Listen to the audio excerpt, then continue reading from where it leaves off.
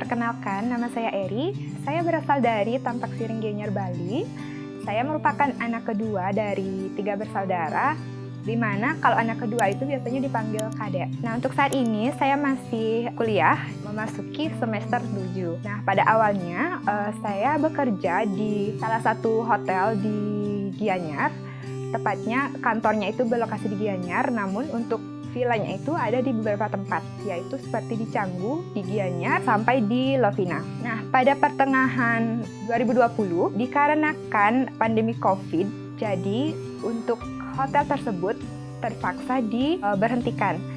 Mungkin masih berjalan, tetapi untuk tamu atau pengunjung itu berkurang dikarenakan beberapa daerah yang harus lockdown. Mengenai hal tersebut, saya dengan terpaksa beralih profesi, meninggalkan pekerjaan saya yang pada awalnya di dunia pariwisata menjadi merajut. Nah, merajut merupakan pekerjaan yang sudah biasa dilakukan di desa saya.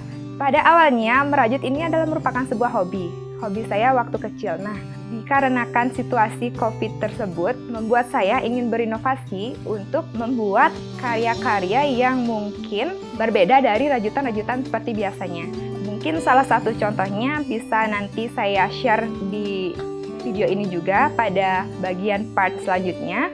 Mungkin karena Bali merupakan daerah pariwisata yang nantinya menjadi tujuan utama setelah COVID ini mereda, karena tujuan utamanya itu Bali seperti pantai, gunung, dan lain sebagainya. Jadi banyak wisatawan itu yang mana akan berpergian ke Bali itu pastinya menggunakan pakaian seperti bikini.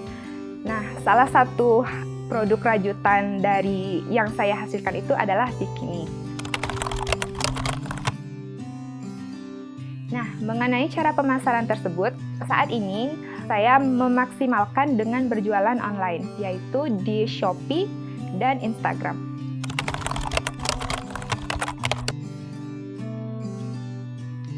Untuk produk saya, beberapa saya sudah ready stock, tetapi apabila customer ingin membuat custom order, itu bisa. Jadi saya akan menanyakan sizingnya berapa, untuk modelnya seperti apa, dan masalah harga bisa kita sesuaikan.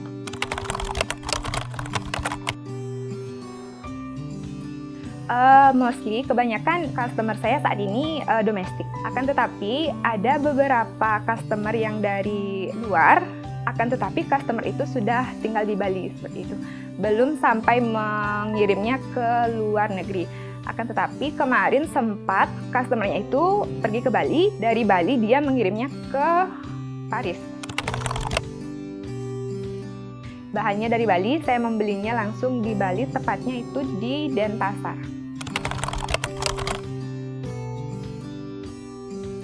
Kalau waktu pembuatan, kalau model begini, biasanya selesai dalam waktu paling lama 1,5 jam. Nah, kalau misalnya dalam 1 hari ini, kalau misalnya lagi memang mood sekali, bisa sampai 5-6 piece. Kalau misalnya yang model lain seperti yang ini, karena ini lumayan besar dan juga menghabiskan benangnya itu 2-3 benang. Nah, kalau yang model seperti ini, biasanya 1 hari itu 1 baju untuk yang seperti ini. Kalau yang model ini, biasanya selesai hampir sama seperti bikin yang pertama, 1,5 jam. Jadi 1 harinya itu bisa 4-6 piece. Tapi dikerjakannya itu dari pagi. Kalau dalam volume yang besar, paling banyak itu kemarin bulan lalu sempat sampai 45 piece. Tergantung modelnya sih kan. Kalau misalnya seperti ini, karena proses pembuatannya cukup lama, itu membutuhkan waktu sekitar 1 bulan untuk sejumlah 45 piece-nya. Kalau misalnya orderan dalam jumlah banyak, biasanya saya akan meminta partner yang lain untuk membantu, karena akan membantu dalam proses waktu. Jadi jika saya kerjakan sendiri, pastinya akan membutuhkan waktu yang lama. Akan tetapi jika dengan partner, pasti akan lebih cepat selesai. Nah, sebelum fix order, biasanya saya akan meminta sizing dari customer saya. Nah, untuk memastikan berapa panjang dan lebarnya, seperti contoh, apabila sudah fix, kami akan membuat sebuah perjanjian dengan pembayaran di awal, biasanya 50% di awal. Nah, ketika barang sudah dikirim, maka pelunasan harus dilakukan. Seperti itu. Jadi untuk menghindari pembatalan ketika barang sudah selesai. Saya sendiri yang melakukan quality control tersebut.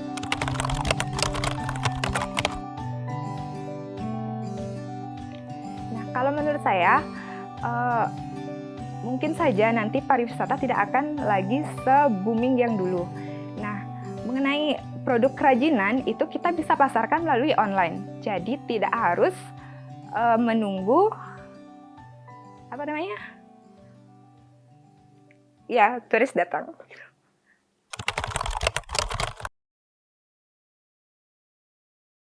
Oke, pesan saya untuk semua, khususnya untuk anak muda, mari kita saling bantu, gotong royong, dan yang paling penting sekarang adalah kita melek digital. Jangan hanya kita menjadi konsumen digital, tapi mari kita manfaatkan. Itu akan sangat bermanfaat bagi kita jika kita benar memanfaatkannya. Jangan hanya digunakan untuk mengakses hal-hal yang bersifat menyimpang atau negatif, tetapi kita bisa menggunakannya dengan hal-hal yang lebih positif, seperti halnya kita memulai usaha kita, menggunakannya untuk memajukan usaha kita, memperkenalkan produk kita, sehingga itu akan dapat membantu, selain membantu diri kita sendiri, membantu orang-orang di sekitar kita. Jadi seperti yang saya katakan di awal itu, bekerja sama. Hal yang terpenting di sini adalah tidak mementingkan keuntungan sendiri. Jadi sebisa mungkin kita bisa menyeimbangkan, baik untuk kita dan juga baik untuk orang yang akan kita kita membutuhkan orang itu. Jadi kita harus mementingkan juga itu layak tidaknya untuk mereka. Jadi poinnya di sini itu tidak serakah, saling membantu, dan respect, dan tidak hanya mementingkan keuntungan saya seperti itu. Misalnya, yang penting saya untung, tidak peduli mereka. Tidak seperti itu. Jadi gitu. Karena kita kita tidak akan pernah bisa melakukan itu sendiri. So, because of that, kita harus saling menghargai sesama, karena kita tidak bisa hidup sendiri. Kita akan tetap membutuhkan mereka, membutuhkan tenaga mereka, membutuhkan ide-ide mereka juga. Seperti halnya kita yang akan menjual, apa yang akan kita jual?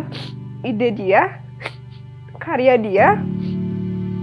Jadi kita wajib mengapresiasi mereka dengan memberikan hal yang memang pantas untuk mereka. Tidak memandang mereka seperti apalah mereka hanya seorang buruh. Mereka hanya seorang buruh yang hanya mengerjakan produk-produk seperti itu yang dianggap itu mudah. Mungkin mereka kan mudah karena sudah terbiasa membuat itu, tapi sebenarnya itu juga membutuhkan tenaga dan pikiran juga terkadang lelah untuk membuat itu, karena membuatnya itu juga harus terkoneksi dengan pikiran seperti itu. Jadi saran saya untuk mungkin para pembeli-pembeli yang sudah pembeli besar ya, marilah saling menghargai seperti itu, hargai mereka, karena kita akan selalu membutuhkan mereka. Kalau mereka tidak ada, gimana kita bisa menjualnya? Nggak bisa. Jadi intinya di sini itu saling menghargai yang paling terpenting agar semua jalan.